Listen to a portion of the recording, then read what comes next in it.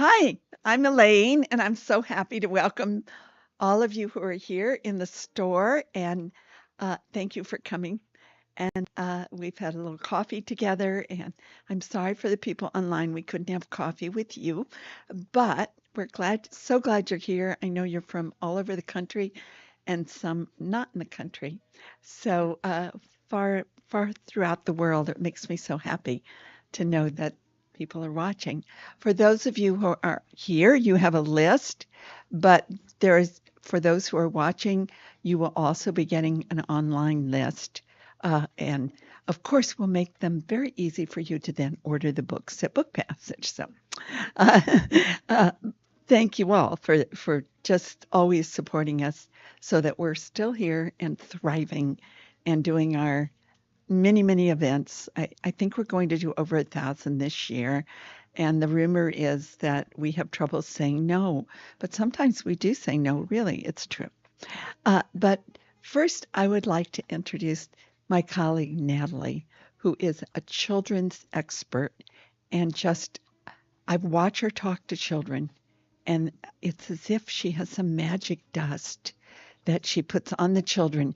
And all of a sudden, they're so enchanted with reading. So, Natalie, and not just little bitty kids, all the way up through my age.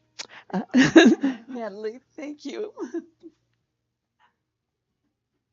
Hello, thank you so much for that. I love talking to kids and I love kids' books. I always say that it's super important to really instill strong values when reading because when you're a kid, everything that you read, everything that you watch, it all creates who you are as a person. So I think that it's a great opportunity for us to show you some books that we think are fantastic for kids to read and to grow into who they want to be. So the first one that we have is Dave Eggers. We have talked about this one in the past, so I'm only going to brush up a little bit on it. So if you have any other questions afterwards, I can totally answer them for you. But this one has won the Newbery, and it's obviously a beautiful wooden cover. We recommend it for all ages because it's a great read aloud and it has beautiful illustrations throughout. It might be a little bit difficult for very young kids just because it has all of these words. But it is a great keepsake for the whole family. Everyone can enjoy these beautiful illustrations that I can never get over because, I mean, just look at them. But it's all about a little dog, and he's taking care of Golden Gate Park because he was appointed by the other animals there. And it's just about community and coming together to protect what you love. I love this book. It's great. Dave Eggers is a favorite. Another one that we have talked about in the past is Big. This one is recommended for about 3 and up. So this one, again, I'm going to only touch on just because we've talked about it before. But this one has won the Cal Cadet, and this one is such a wonderful story about acceptance and body positivity. It's all about this little girl who is going through life, being told that she is too big to enjoy the things that she likes, like dancing, going on the swings, and she starts to tell people that it really does hurt her. And it's all about knowing who you are, making sure that you are nice and kind to other people as well. And my favorite part of this book is just when she gets bigger and bigger, showing how much the words affect her until she sees a little bit of light and she breaks herself free. And it's all about knowing that even though I'm big, I'm able to do what I like and I'm able to enjoy my life and I love who I am. And that, again, is a great moral, great lesson for kids to learn, especially early on in their life. Now I'm moving on to probably the most fun book in here. This one is for all children. I always go for the kids who love animals. They love stories about friendship, which obviously is most children because that's a great story to hear about. And this one is called Buffalo Fluffalo. This is a very big favorite for all the children's sellers. We love this book. Anytime somebody comes in and they say, I have a 4-year-old boy, I'm like, has he read Buffalo Fluffalo? Because he should. This is the perfect read aloud for everybody. Mainly because most of it says, I'm the Buffalo Fluffalo, I heave and I huffalo, leave me alone because I've had enough-alo. Perfect rhyming scheme. It is so much fun. It is all about this big, mean buffalo, and he thinks that everybody likes him because he's so mean and he's so tough and he's so big. But you notice that maybe in a rainstorm, he's maybe not so big, and he's maybe a little small under there. So he thinks that now that his friends have seen his true self, oh, they don't like me anymore. Well, that's not true. They all say, no, you're still Buffalo Fluffalo. You still heave and you huffalo. We still love you for who you are. So it's a great story about acceptance. And I mean, those illustrations and that rhyming scheme, you just cannot go wrong. I love this book. We push it on everybody who comes in just because we love it so much. So if you ever come in a few months, we might still say, have you read Buffalo Fluffalo? Because we just love it. Up next is called The Treehouse Town. Grab this for you. This one, I always say this too because this is every kid's dream. When I was a kid, I wanted to live in a treehouse, and I thought that this huge town that they live in is exactly what it would be like.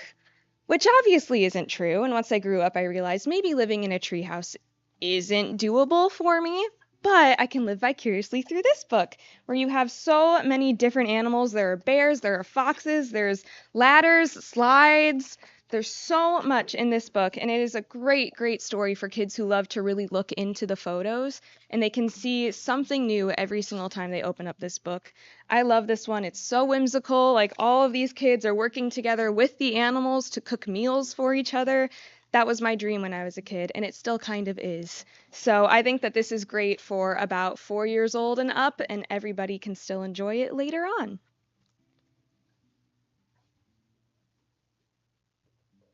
Up next is this huge maps book. This is a wonderful, wonderful gift book. I love this book. We usually recommend it for about 10 and up, but I've even had customers come in saying, I'm going to buy this for my 40-year-old son who likes to travel. Is that okay? I say yes, because if you look inside, it shows each country and it has like perfect products that come from that place, different people, landmarks. It's such a beautiful, wonderful book that you can have for years and years. I have been wanting to get this for my mom because I know she loves it and it can go with her quarter map because she has a map that has all the quarters in it. I'm like, this is the perfect little keepsake to have with it. But the illustrations are beautiful. I love this book for all of the adventurers, all of the kids who want to travel in their life, and even for the teenagers and the young adults who want to travel. I mean, this is such a cute, fun little book that you can have for years and years. And speaking of the travelers and the adventurous ones, we have What It Is Like to Be a Bird. Most people are a little scared of like informational books, but I, as a kid, loved them. I thought that they were so much fun. Like, all of these illustrations are absolutely stunning, and it just goes through each bird and it talks about their diet, how they live their life, where they like to live. It's such a fun little book. Again, a great keepsake for people to have for years and years to come. And if you are familiar with Amy Tan's The Backyard Bird Chronicles, this is like a kid's little double feature, right? That way you can do both books and you have one for kids, one for adults, but this book is truly beautiful, and I don't know about you, but as a kid I loved informational books because I was like, wow, I'm learning and reading. That's perfect. But I love this book. I think it's beautiful. It's a great one for the kids who love to be outside. And then we're going to move on to a bit older. This one is for junior high, like those kind of students, those ages, about 10 and up. This is called City Spies. And like the Treehouse, I wanted to be a spy when I was older. I thought that that was a very stable, very reasonable career choice until I realized that that's also probably not possible, and that's a lot of work that I was not willing to do. So City Spies is all about a group of friends. They all have really fun code names that go with different places in the world. And they travel each world. They have a new mission each time. They can be read as standalone books because there are now 5 in the series. But it is recommended to read them all just so that you have all of the relationships and all of the context. But so many kids run to get these books because, again, everybody wanted to be a spy because it was the best career choice. So this is a great book for those kids and also for the ones who love the intellectual books and the brain teasers and trying to figure it out along with them. And then moving on to even older kids, for teenagers, this is a new book called Song of the Six Realms. This is for the kids who love fantasy worlds, who love mythology. This has a brand new mythology, totally amazing world building. It is completely new. There are gods, there are realms, there are dream keepers. It is the coolest mythology I've read in a long time. And the protagonist, has to write a song to save the six realms.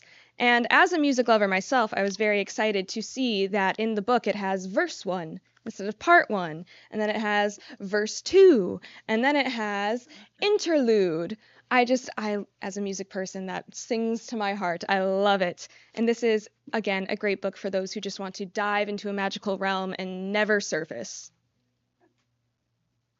And after that, another magical fantasy is 100 Vicious Turns. This one is for the kids who really, really liked Harry Potter and are ready to move on from Harry Potter. I always try to refrain from using that just because some kids are like, well, it can't be Harry Potter, and that's true. But this one's pretty close. And it's all in a magical academy. There is a special secret with a tower that our main protagonist is trying to figure out with his best friend turned enemy. So it's a really, really fun book. I love magic, I love fantasy, and so when kids come in asking for it, I always turn to this book too, just because it's such a fun ride. It is the author's debut novel, and it also is going to be a series. So what a fun little debut into the world. Up next is one that came out in April. This one is for 14 and up, and it is called The Reappearance of Rachel Price, because kids these days love true crime stories. I'm not sure why, but they really do. So in this book, there is an 18-year-old girl named Belle, and 15 years in the past, or 15 years ago, her mom went missing. And nobody knows what happens. There has been no clues, nothing coming up. So a documentary team says, okay, we're going to film a little movie about you and see what happens. Lo and behold, 2 days into filming, who reappears but her mother, Rachel Price. And as she's hearing her mom's story, she's thinking to herself, you said that differently last time. You said different details last time. This isn't adding up. You're making mistakes, and nobody's pointing it out. So this is the type of book where when I was reading it, I said, okay, one more chapter, and then I'm going to go to sleep. And then 10 chapters later, I said, okay, now I really have to go to sleep. And then I would turn the page and it said, and then this happened. And then I didn't get to sleep that night. So I finished this in about 2 days. It was so much fun. Bunch of twists and turns. I absolutely loved this book, and she has other true crimes, but this one was a very, very big deal. We had a wonderful event with this author, and it's still selling to this day just because it is so good, and I tell everybody to buy it. And last but not least is a book that is not for sale yet, but it will be on sale, I believe, on the 28th. And it is called Pea the Mighty Dog by Isabel Allende, as we all know. And to talk more about this book, I'm going to bring back Elaine. So one of the great things about our job is that we get to know so many great authors, from Martin Cruz Smith to Isabel Allende to Amy Tan. And if you're ever in the cafe and you see one of them sitting there and you think, oh no, that can't be that famous author I admire, it probably is. So, because they love to hang out at Book Passage, and we love that about our lives. Anyway, Isabel Allende has a dog. The dog's name is, she has 2 dogs, or more. The dog's name is Perla. Perla is about this big. When Isabel got her, she was a mess. And now she looks very beautiful, and she thinks she's beautiful. And she also thinks that she can do everything, no matter how big that other dog is. You've met dogs like that. And she makes every human and child feel good. There's something magic about Perla. So Pea the Mighty Dog, which we will be celebrating on the 1st of June right here, and we will be celebrating with the paperback version of The Wind Knows My Name, the gorgeous book about a man who, when he was a little child was sent on the kinder train by his mother, knowing that she would never see him again, but also knowing if she didn't send him, he would die with the rest of the family who were going to the camps. And his father had already been murdered. He went on the kinder train. He had been a violin prodigy. In the foster home that took care of him during the war, he got some chance to grow in violin, but he didn't get to have the thing that would make him the next, you know, Isaac Stern. But he comes and he joins the San Francisco Symphony as first violin. Then he becomes a professor at Cal, and now he's in his 80s and he's retired. And a young woman who he knows and cares about brings him a little girl who has been separated from her mother at the border, and no one can find her mother. Makes me cry. And so this is the story of how this happens and how these two people who have both had to be separated from their family survive in very interesting ways. It's a gorgeous book. But we're going to celebrate Perla, the mighty dog, and The Wind Knows My Name together on the 1st. And Isabel says she'll do the kids' part first in case the kids have had enough. But I love this book. So, as I said, both books are available in English and Spanish, but Perla the Mighty Dog has gorgeous illustrations. It's about a little boy who is being bullied at school, and it's not a good thing. He's scared to go anywhere, and Perla the Mighty Dog makes sure he gets his confidence back. And it's extremely funny and absolutely adorable. I can't wait to start selling it. Sorry, you can come look at it, but I'll get arrested by the people who publish this book. They'll say, you're never going to get any more books, so I have to behave. So let's go on to some other novels. Eleanor Catton's book, I'm trying to bring in some paperbacks so that you can take them on your trips. So if you're going to New Zealand, or if you're not, take Burnham Wood. Eleanor Catton is an absolutely gorgeous writer. When this book came out in hardback, she was our first edition pick. That was in 2023. She's won with lots of awards for this book. It's a thriller, and it's a literary novel, and it's about a group led by a woman named Myra who have found a piece of land in New Zealand that's been blocked off from having any access by a landslide. And this group likes to take places and give them ecologically perfect food that they grow. And they are trying to make New Zealand more ecological, more climate conscious. And so they're growing food there, and nobody ever comes there because they can't get there on the road. Enter an American billionaire who has decided that this is the perfect place for him to live and be safe when the whole world goes to hell. So the two of them collide, and it is a fascinating book, perfect for anyone to enjoy. The Morning Side by Theo Brecht is another gorgeous book. This one is signed. And it is set in the future. And I'm always a little wondering about set in the future. I'm not sure I want to think about the future that much. But this is fantastic. It's in what used to be New York City. And people are being paid and sponsored to come back to New York. Because I'm sorry, my friend Sam, but New York has been wiped out. And people are not, nobody wants to go there, which is certainly not the way I feel about New York. And this young woman and her child, who really need some place to live, have a relative who is managing an apartment building in New York where people are living. And there's a woman on the top floor who has big Afghan hands and who takes them out to walk at night but the little girl never sees her come back. And so she's trying to figure out, who is she? What is she? And she starts following her. All kinds of things happen in the Morningside. And that's the name of the apartment, by the way. The Paris novel is by Ruth Reichel. We've got these on your list in alphabetical order, but we're not good with the alphabet, so forgive us. They're out of order as we talk. Ruth Reichel, the great food critic and writer, has brought us a novel set in Paris. And if you love food, she goes to all the right places and you get to eat with her. Except, of course, she'll get very, very hungry.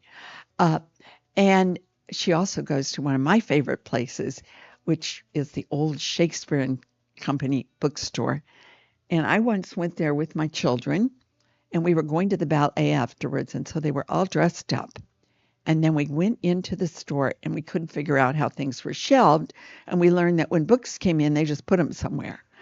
Also, as you went up the stairway, I had something that an artist here wanted me to give to Mr. Whitman, who owned the store. And so he knew I was coming. And I go up the stairs, and there are people sleeping in all the nooks along the stairway because he let people who were writing and needed a place to sleep stay there. And in exchange, I guess they shelved the books in whatever the way they wanted to. Anyway, we got to the top, and there was Lawrence Ferlinghetti, the great poet and owner of City Lights, and Mr. Whitman, and a little girl who was the same age as my son, which was going on 10. And the room, I mean, this is, a long time ago. My son is now in his late 40s. The room smelled of pot, just like man. And Catherine and Michael said, "What is that terrible smell?" I realized we were raising them right. They didn't know. And they were just in shock that we would go someplace like this. Mr. Whitman had toenails that were painted, but were very, very long. And so they invited us to a poetry reading the next night. And Bill and I thought that would be terrific. So we said, well, we don't know, but we'll try to come. When we came out, the kids were crying, "Please don't make us go again." But the little girl kept looking at Michael. So he's taken now. So I don't think that's going to work out. Lessons in Chemistry. Is there anyone who hasn't read Lessons in Chemistry? No. But if you want a gift for somebody who hasn't or who read it and had borrowed it from the library and just loved it, there's this beautiful gift edition. And it's really spectacular. And Bonnie Garmus, who is one of the nicest people on the planet, before Lessons in Chemistry was published, she came here and had lunch with our staff, which guaranteed that we were all going to be selling this book because we loved it so much. And it's such a great book. But she came by the Ferry Building store the other day and signed these special editions. So great present for someone. Okay. Kristen Hanna, The Women. How many of you have read that? Well, if you haven't, let me tell you about it.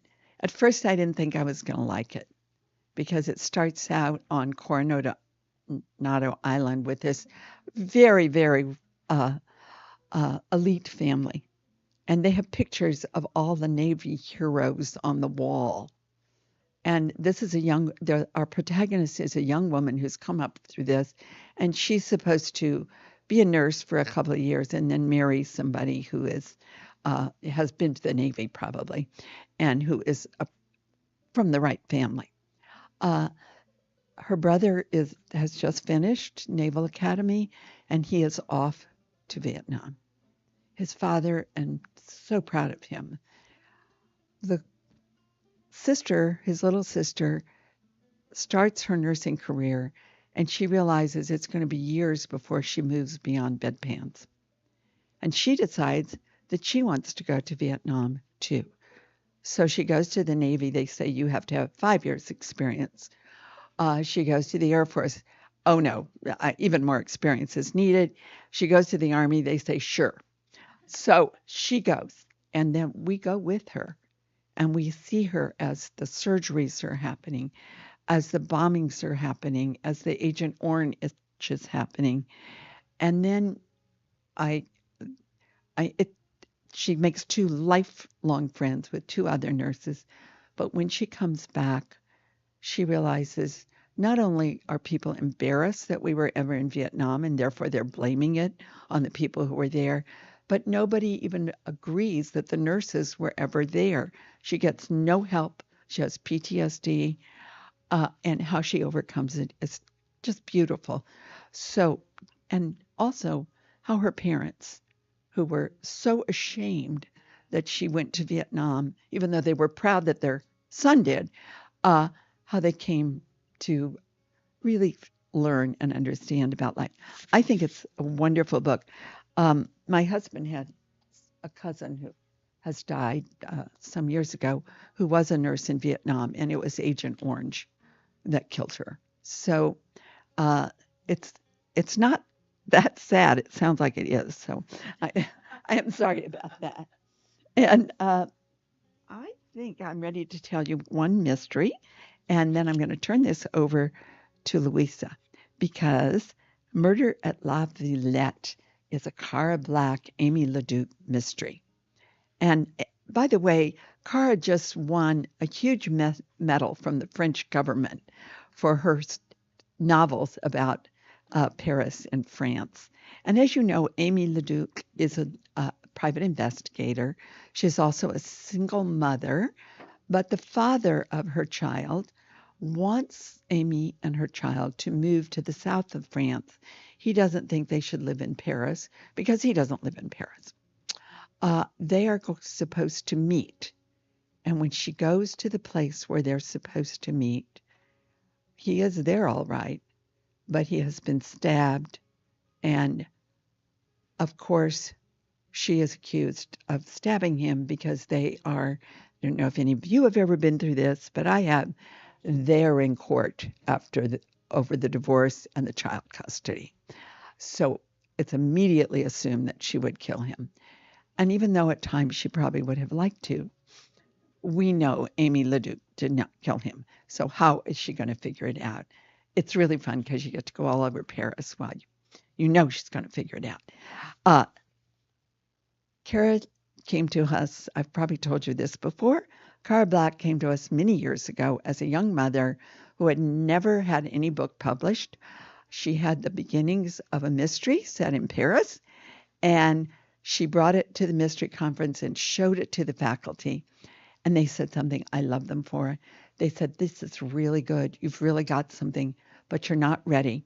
Your characters aren't developed enough. So you need to take some writing classes." Where can you find writing classes? Right here at Book Passage. And she came back the next year and she found her agent and her editor. And I forget how many novels she has had all on the bestseller list. And she's the chair of our conference. So come to the conference. And now I'm going to turn this over to my friend Louisa, and then I'll come back and do some other books because I'm pushy that way.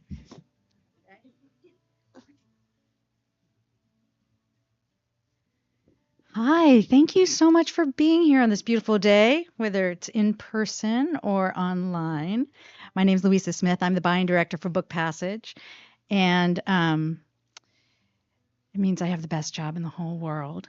And today I just want to start with one that is not on your list. We did not expect it. We're sad to include it. News just broke that Alice Monroe just passed away. I'm sorry, I didn't expect to cry over this. Alice Monroe, one of the most brilliant short story writers of all time, not just our time, all time. The first Canadian to ever receive the Nobel Prize for Literature, only the 13th woman. Her short stories are timeless.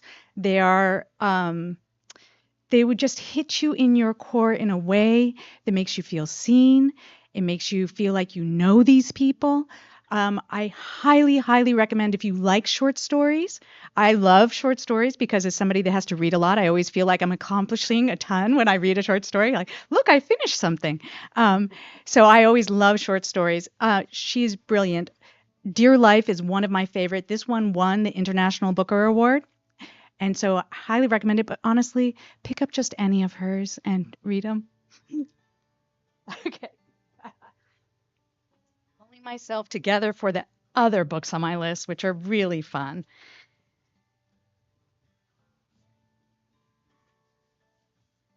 I'm going to start with one that you may be hearing a ton about. You may know Percival Everett.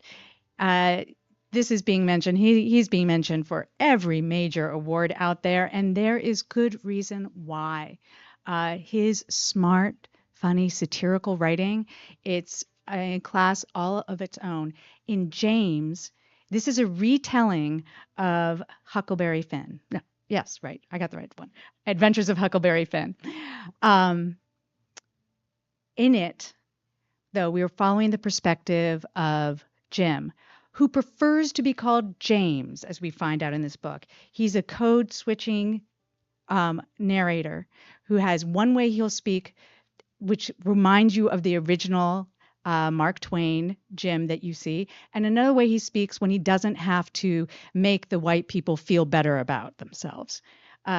It follows a lot of the same storyline, but it actually then goes deeper into his family, into his humor, into this adventure. It is an adventure novel. It does take you away. It's a very fast, fun book to read. And I love that question. I don't know if people ask you, like, what's a classic that you would want to reread again for the first time, as if you could read it for the first time? And this is as if you are rereading a classic for the first time.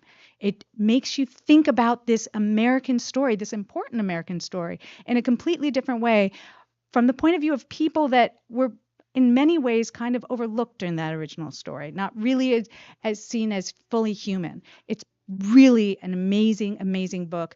Worth the read, it's worthy of all the praise it's getting. So I highly recommend James.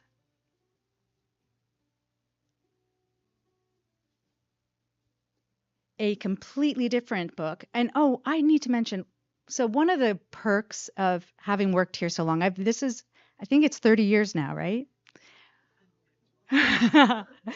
One of the perks of being here so long is I get a lot of the good jobs. And one of the jobs is I am on the first edition club committee. We help pick the books for a club where you get a book every month that we think is not just a terrific book, but is going to get prizes, awards. It's going to be valuable for you to have later on. James was one of the books that we picked for that.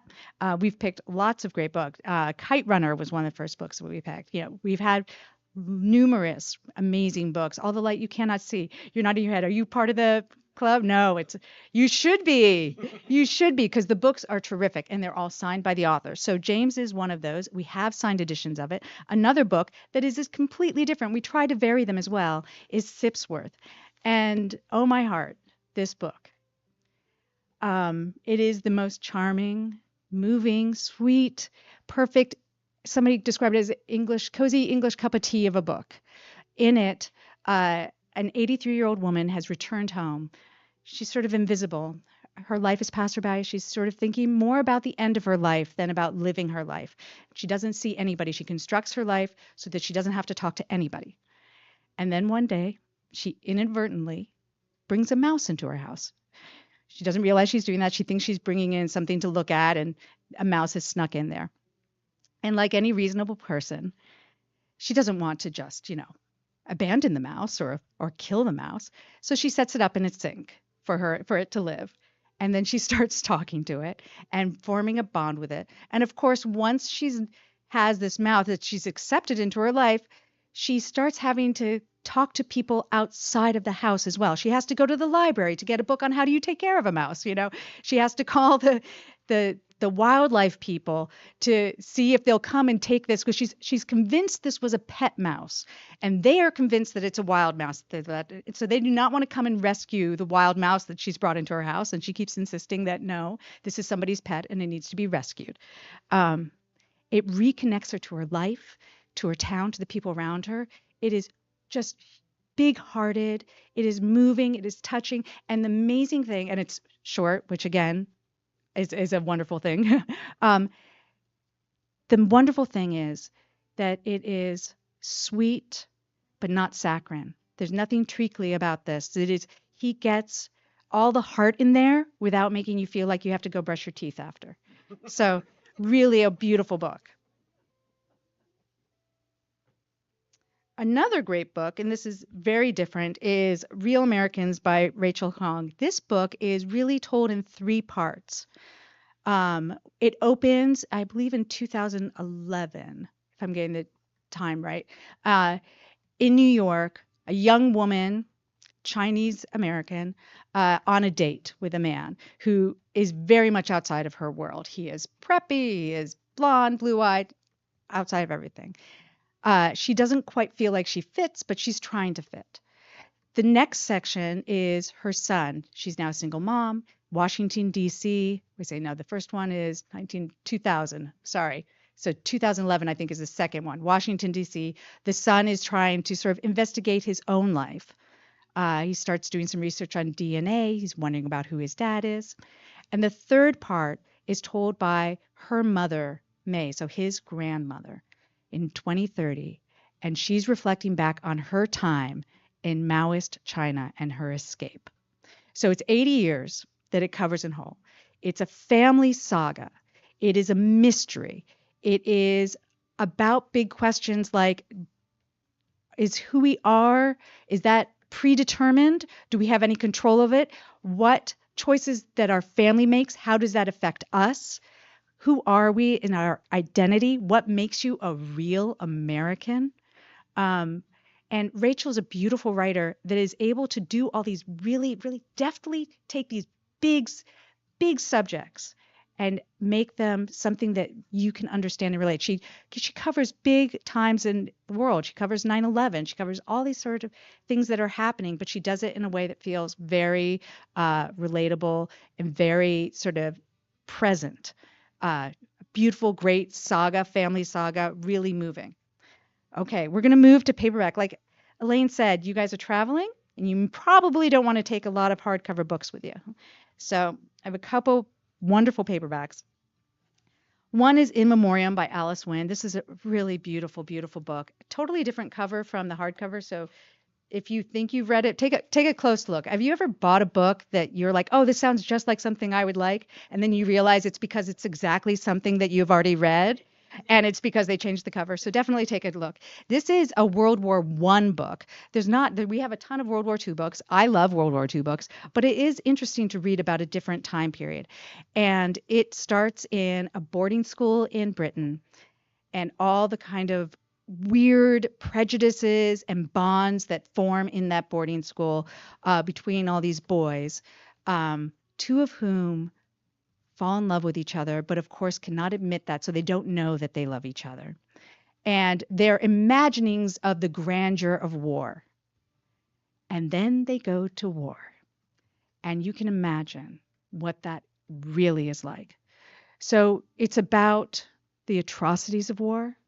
It's about the human spirit. It's about love and the perseverance of love. It's a beautiful, beautiful, moving, heartbreaking book, but really also just full of the human spirit. I keep saying that over again, but it really is about that. How do we persevere? And how does love help us do that? It's a great book. Okay, and then the last fiction, well, straight fiction I'm going to talk about is The Postcard by Anne Berest. Did any of you read this last year? Boy, it is something special. This was a first edition club book as well.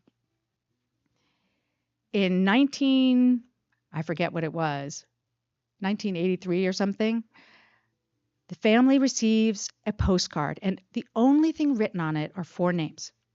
And they're the names of people in their family who passed away during the Holocaust. They were killed in Auschwitz. And nobody knows who it's from. Nobody knows why they got it. And they kind of put it away and don't think about it.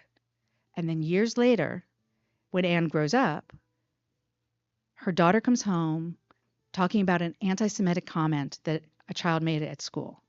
And she starts wondering about this postcard. Who sent it? Was it a taunt? Was it trying to let him know something? What happened? And what happened to her family? So she starts investigating and follows the family from Russia to Latvia to, I think, Jerusalem, and then then to Paris. and it's what happens during the war, how they survived, how they didn't survive, the people that helped them, the people that didn't help them, um, plus the modern day, what their family's like. Her mother is hysterical. Her mother's this chain smoking French woman that just brokers no fools. It's just wonderful. The thing to know about this book, one of the things, it's a beautiful book and it reads like a mystery, which I love, is that it's really a true story. But she says it's a novel because the timeline of the investigation she shortened. But otherwise, it is a true story about Anne Barrest's family. And it's an incredible book. And in France now, they actually teach this book in class in high school. It's been accepted for that. Today, after this, because you will not have enough that you've done in terms of books by this afternoon, right? You're going to be wanting more. Online, we have an event with Anne at 3:00. We had an event with her last year and it was incredible. She speaks English beautifully, so she'll be able to explain all this. But it's a really interesting book. I mean, during this time also where there's all these questions about, it's really timely. It's a really, really good book.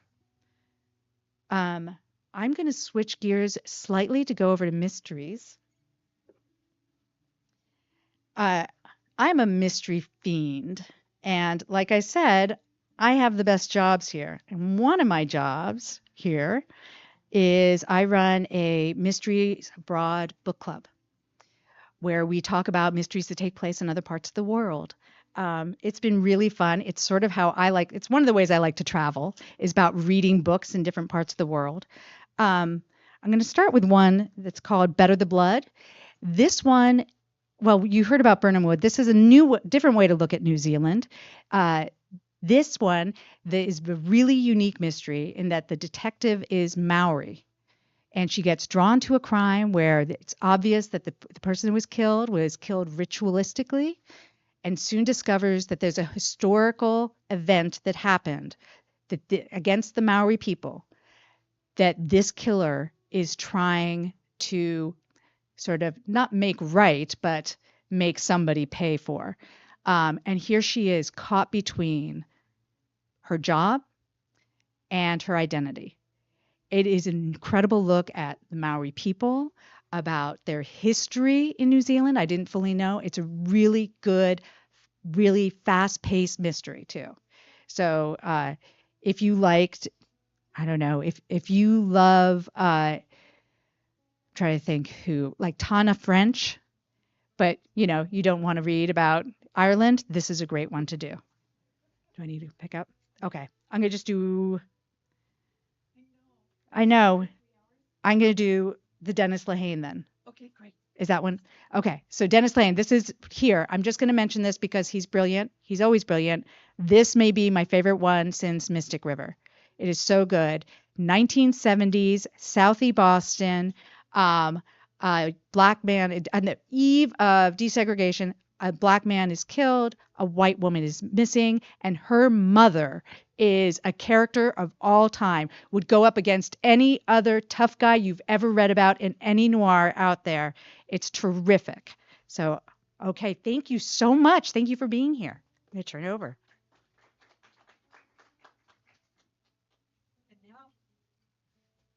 Aren't I lucky? This amazing woman used to come here with her parents as a little girl, and her brother and sister came too. So bring your grandchildren. You never know what will happen.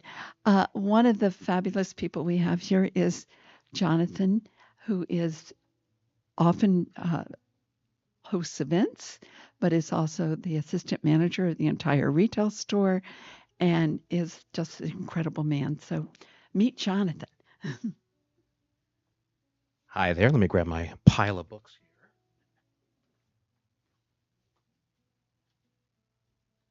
Welcome, I'm Jonathan. So I just wanted to mention a couple things here about mysteries and history. I always say that they should rhyme. That's your two passions should rhyme. So I'm going to start with mysteries first. This one was something that I didn't expect to find. This is Cory Doctorow's The Bezel, and this is it's kind of a contemporary mystery thriller.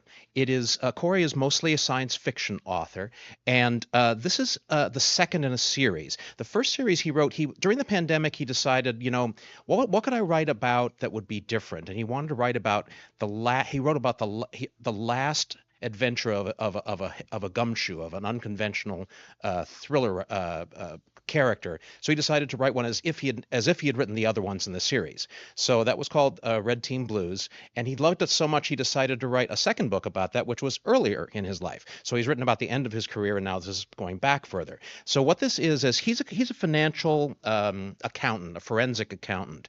So he's called in to solve financial mysteries, and he's kind of a old school kind of guy who kind of nails down stuff. He's the kind of guy you call in to get a Ponzi scheme guy and nail him for an investigator or for a prosecutor. And so he gets called in an unusual situation. He has a friend who's a kind of a at loose ends technology wizard who has been bought out by Yahoo. And he has this set in 2006. And he is invited for the weekend to Santa Catalina Island to go to, kind of just enjoy the weekend and the ambiance. So he's on this beautiful island where we learn all about the history of Santa Catalina, which I did not know, and a bunch of other things happen. And he ends up at the party of a very highfalutin financial whiz.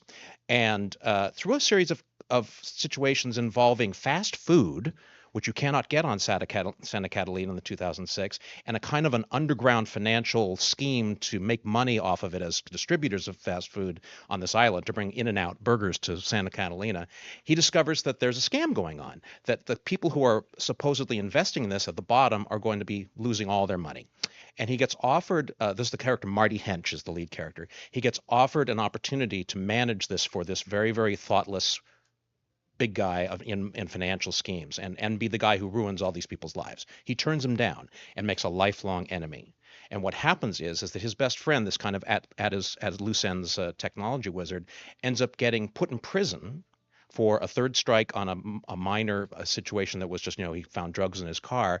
And then he becomes the plaything of this rich man who's trying to ruin his life in prison. So what happens is they turn the California prison system into a business and start cutting away at all the things that make it bearable. And so it's basically an inside look and a takedown of the California private prison system. And it's just this amazing contemporary look at all these different worlds. It is thrilling. It is short, as we say. It's a quick read. I read it in a day. And it's called The Bezel. So the bezel is a term created by John Kenneth Galbraith for the time, a period when you think you're going to make money from investment to the time you realize you're going to lose everything. And so it's from the word embezzlement. It's a very old word. Anyway, it's a fascinating contemporary thriller with an unusual lead, and I think you'd really enjoy it. I'm going to move then from the sublime to the ridiculous, and I'm going to kind of couch it with a little bit of story. We had a trivia night here about a month and a half ago, and one of the questions we asked was, who is the most prolific literary character in all media? In other words, what literary character is in the most forms everywhere?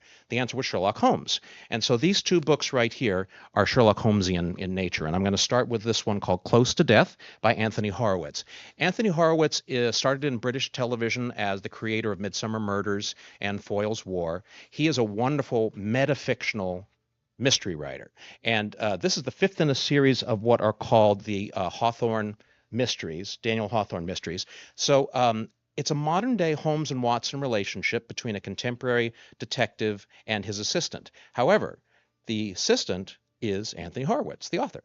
He inserts himself into the mysteries as himself, as a producer or creator of British television and author. So essentially he's working with a fictional character, but he's a real character. And they're full of dark humor and fun. It's a great quick read. It's a wonderful vacation read. This is the fifth in the series, and Close to Death is kind of a play on words. So if you know what a kind of a kind of a cul-de-sac kind of in England is called a close. And so this is close to death. And I would say this one happens in a gated community, this particular murder. And I would say it's probably akin to the Thursday Murder Club if you've enjoyed that before. This is a great read. It's a great entry into this kind of wonderful contemporary mystery series that's fun, metafictional, meaning that he breaks the walls and speaks to you directly. He is also the author of Magpie Murders, which did the same thing, and just a terrific, terrific writer and very Holmesian. The other Holmesian connection I'm going to make is much more direct. Lori R. King is a friend of Book Passage, been around with us for so long. She's a member of our faculty of the Mystery Writers Conference. She will be back this summer for our conference, which is going to be Friday, July 19th through Sunday, July 21st.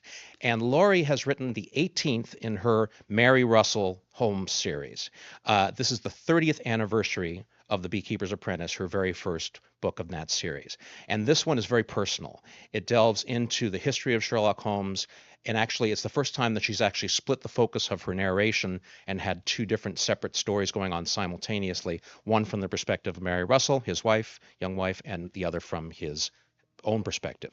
It has a lot to do with the history of Holmes's family and mysteries involving that, a threat to that family that appears in France while they're on a seeming vacation, and also the mystery of an old, nearly century-old puzzle involving a zoetrope. And if you know what a zoetrope is, it's a kind of a magic lantern in which you put strips of paper inside and put a light in the center, and then you spin it, and then it creates dancing images.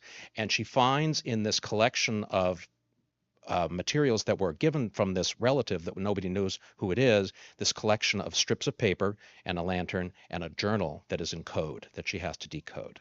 So it's just a combination of mystery, a slow unraveling mystery, very relaxing. It's not like a thriller, pace thriller. It's just a beautifully written intellectual exploration, and it's just got great things, and it's got some wonderful revelations about Sherlock Holmes's family. I'm going to now move into nonfiction. And I'm going to start with In True Face. Now, we had Jonna Mendez in as a guest, so we have some autographed copies of that. And this is about, well, if you want to say at a dinner party what the most fascinating job you could ever have would be hers, Master of Disguise at the CIA. Basically, for many years, she was that title. And she and her husband, Tony Mendez, were very involved in kind of surreptitious missions and clandestine activities. And essentially, this is her memoir. This is a story of her rise through the CIA and the misogyny that she faced as a woman, and also the experience that she gained in this world of kind of disguising and making people undercover. If you've seen Mission Impossible, where they rip the mask off the face, there's an actual anecdote about this in here. So she was advising George H.W. Bush and came into his office disguised with a mask on, and in the middle of the meeting, she took off the mask and he was totally shocked. Let us not forget that George H.W. Bush was the former director of the CIA before he was president. So this is a fascinating read. It covers a lot of her experience. Her husband, Tony, was the subject and main voice behind the mission to save the hostages in the Iranian situation with Argo, the movie Argo, if you've seen that one as well. Fascinating read, wonderful story. Now, a bit of a surprise. This may not be on your lists right now, but we're going to add it. Last night, we had a wonderful guest here. His name is David Rabinovich, and he is a Canadian person born in Manitoba who eventually kind of migrated to the United States. And he is a documentary filmmaker, and he's got an amazing family story. They found a strong box in his family collection of things he was going through one day, and he came across a photograph of his father and somebody he did not know with a pile of money in front of them in $1,000 bill increments, taken around the time of the 1930s. And he asked around. He says, "Well, that's your uncle." He says, "I don't know this uncle." And his name was Wolf Rabin, and he was a mobster. He was somebody who was actually involved in the turning of jukeboxes from wonderful entertainment for families and kids exploring music and post-World War II into a mobbed up situation in which there's basically money being laundered through these things. There's Havana casinos and international financiers. And what we discovered about this was he has a fascinating story to tell. He captured Elaine and Bill and I and yesterday in a story that we could not put down. And we really find it a compelling story to tell. It's told in a very spare way, but very fascinating. It races around from story to story. It's got personality because it's a family story, but also it's got this incredible true crime feeling that is just we cannot get over it. So it's true crime book, Jukebox Empire, The Mob and the Dark Side of the American Dream. I'm going to quickly go through these last three here. This is The Wide, Wide Sea by Hampton Sides. Hampton Sides is the author of Blood and Thunder, that wonderful book about Kit Carson. And this is an account of the kind of the Age of Enlightenment and exploration, the last voyage of Captain Cook. So this starts in 1776, his third voyage across to the New World, and it talks about kind of how there was a reckoning to be had. This was a less exploratory mission, a more political mission. He was there with a message for the rest of the world saying, stay clear, we're coming.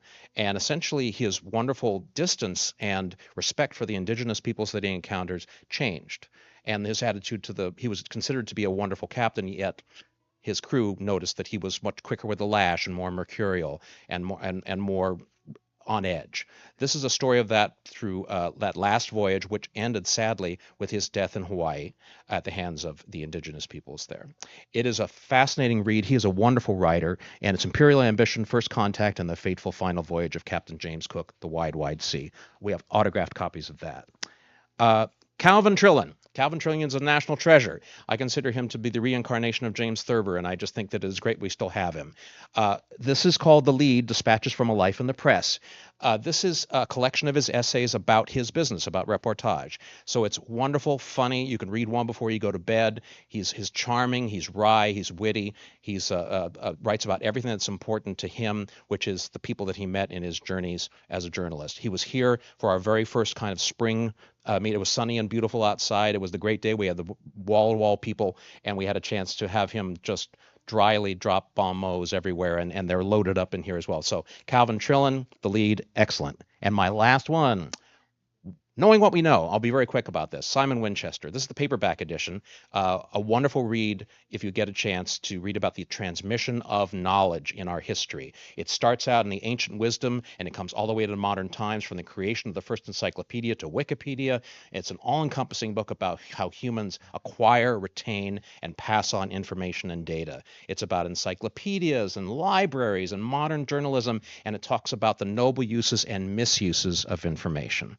It is a fascinating read. It just races along. I had the privilege of interviewing him right here at the store when it came out in hardcover. It's really special. He even had in his review of this book an AI generated passage, which he then identified as being in a Wall Street Journal review. It was hilarious because it was assembled by a computer. So I just want to say these are some wonderful reads. I hope you will enjoy them, and I'm going to pass the baton back to Elaine.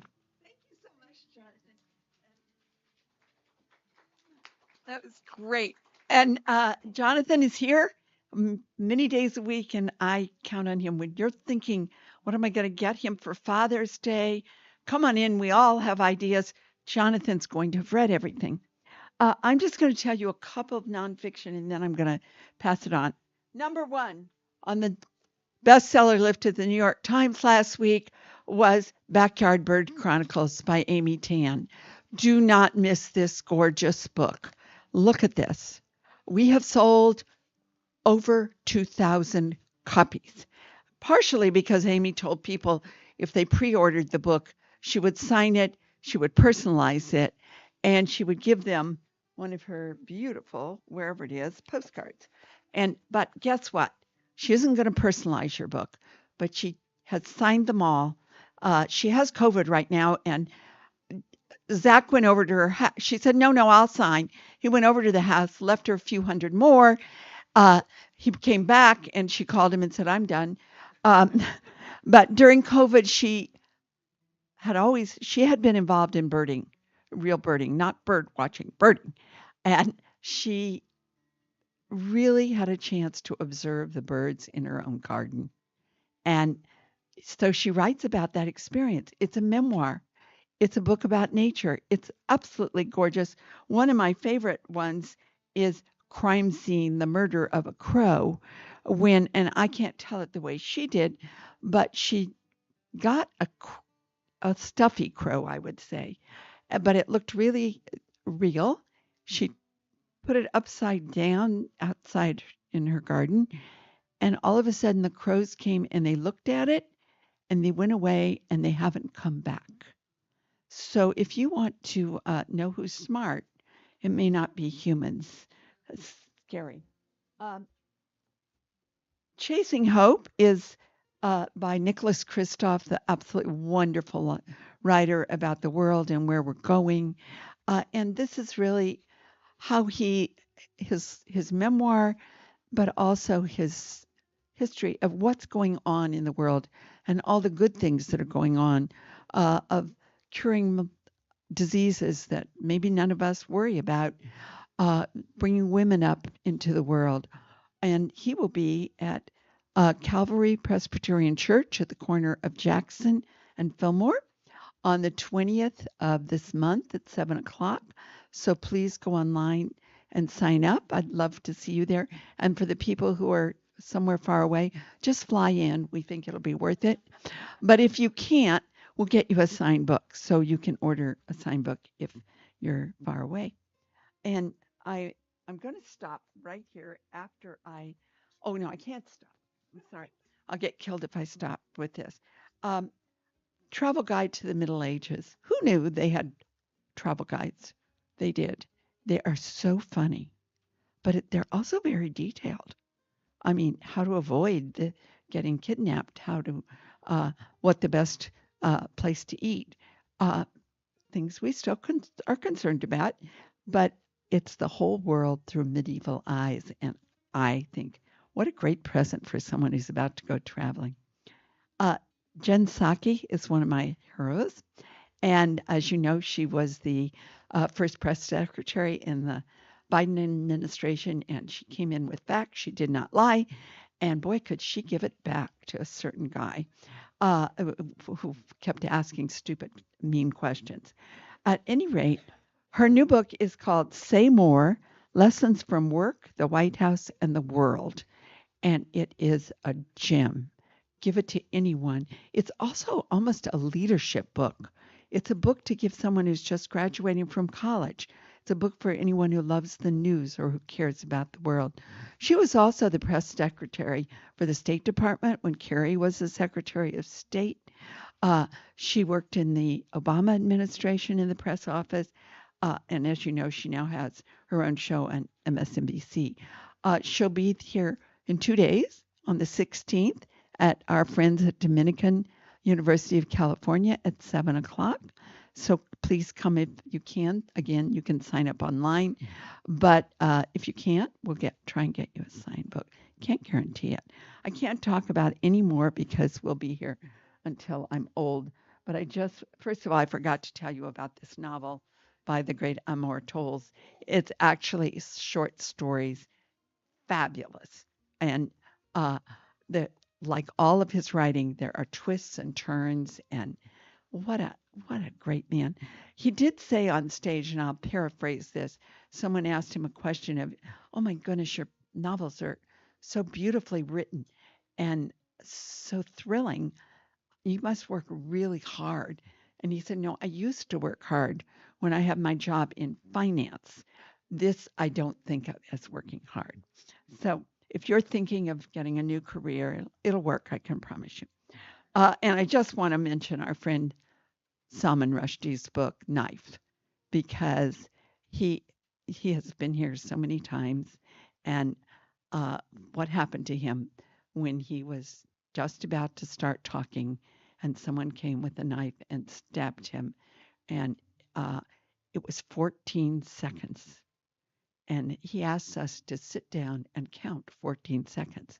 It can be a really long time if someone's stabbing you. Um, but he talks about knives and what they can do and how they can be useful and wonderful or lethal. And it is all his gorgeous writing about his thoughts on a whole lot of important things. Now I'm going to stop talking because I know some of you have to go home for dinner and it's only noon. But I want to introduce you to Caleb. Caleb is our adult buyer, and he is one of the most fun guys to listen to. And so I didn't want you to miss that. So, Caleb. All right, thanks so much, Elaine. Hello, everybody. How we doing? Just a few more books for you, and then we'll get you out there and looking on the shelves, browsing the tables, buying some books. We're almost there. Ninth inning stretch, people. So a few books for you here. First one is The Familiar by Lee Bardugo. I just finished this. I actually listened to this on Libro FM. Really great narration. You can read the text copy here too. We had an event for this book. We had chairs all the way from the front here all the way to the back. And the event sold out instantly in a few days.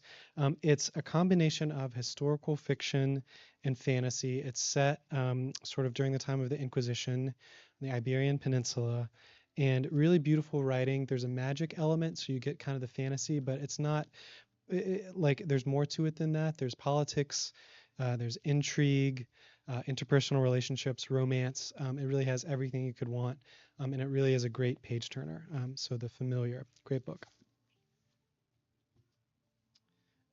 Next, switching over to nonfiction. Let's do this one first because this straddles. It's mostly nonfiction, but there are a few short stories as well. It's by the author of The Three-Body Problem, so which was recently adapted into a TV series as well.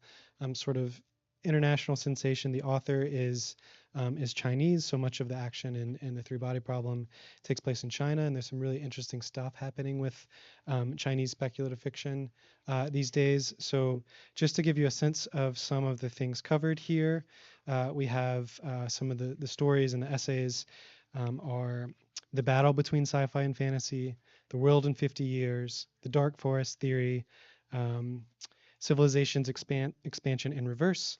Lots of really great imaginative stuff. So if you're new to this author, maybe read The Three-Body Problem first, but this is for the real sci-fi fan. It's a great book. Next in the nonfiction genre, this one has won lots of awards, including just recently the Pulitzer.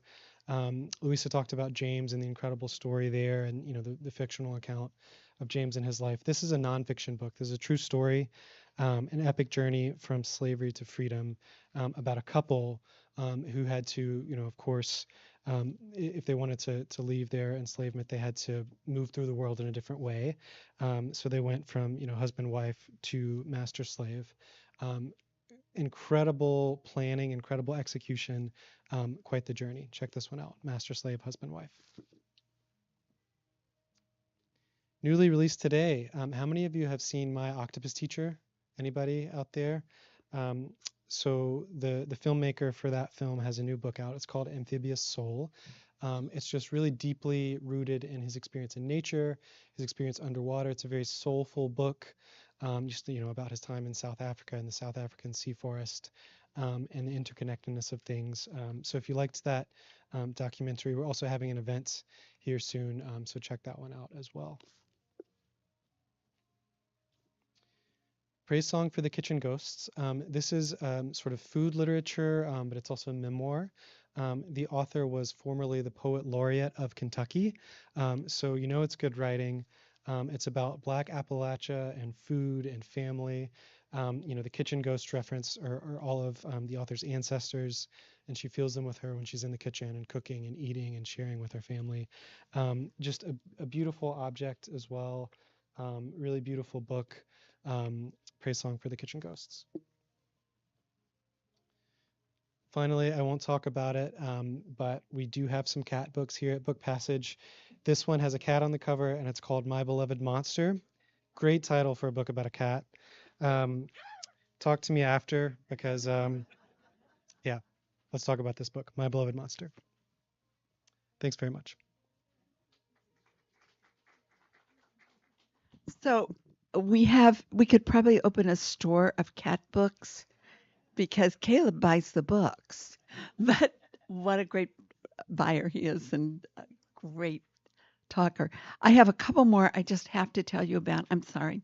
But The Dissident is the memoir, not the memoir, it is the story of Alec Navalny and his time in prison, his leadership, and where we are now. And you might want to read this before you come. On the 11th of June, at 6 o'clock. We're having an event. It's free. Please come if you can. We are going to have the Consul General of Ukraine here.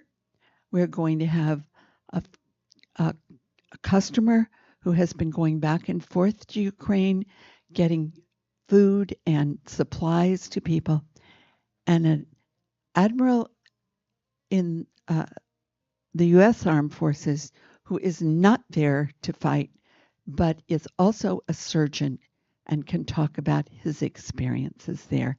So I hope you'll come because it's really, well, part of my family is from Ukraine, but I would feel this way no matter what.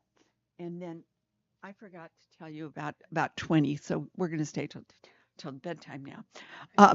But I just love this book by Doris Kearns Goodwin, An Unfinished Love Story. Doris Kearns Goodwin was married to Richard Goodwin, who was a young man starting out in government. He was offered all kinds of jobs in fancy firms. He'd been the head of the law review at Harvard, all that. And he decided what he really wanted to do was be in government. And he became, first of all, a clerk to Felix Frankfurter, the Supreme Court Justice. And then he was in the Kennedy administration. He and Doris were often at the same place. As you know, she is the great historian. But she was not the great historian there. She was a young woman working with Lyndon Johnson. And she wrote a great book about Lyndon Johnson. And then they meet and they marry and they have two different views of things. He thinks that, Kennedy was, and we all know, a great president and would have been even greater. And he wasn't real fond of Johnson. She loved Johnson. But they went through, as Richard was had health problems, they went through boxes he had kept of all of his notes from the time that he was in government. This is a history of the 60s from an insider's viewpoint. So if you're too young to remember the 60s, I'm sorry for you, but this will show you in the most fascinating way what happened there. Those of us who were not dressing quite as straight as we may be today, who were basically, my mother called me a hippie, but we remember it so well, but here we're seeing it from the point of view from the people who were in the government. A book not to miss, and she was here recently and autographed copies for us. So great present for anyone who's a thinker. And I just want to thank all of you, and aren't I lucky to have, these are just a few of the people who work here who are geniuses, but I feel so lucky to have all of these people in my life and you. And so please stay, have some more treats because we want to eat those treats, and also ask us anything. And if you need a Father's Day present, a graduation present, or something just for you, we'll find it anytime. Thank you so much.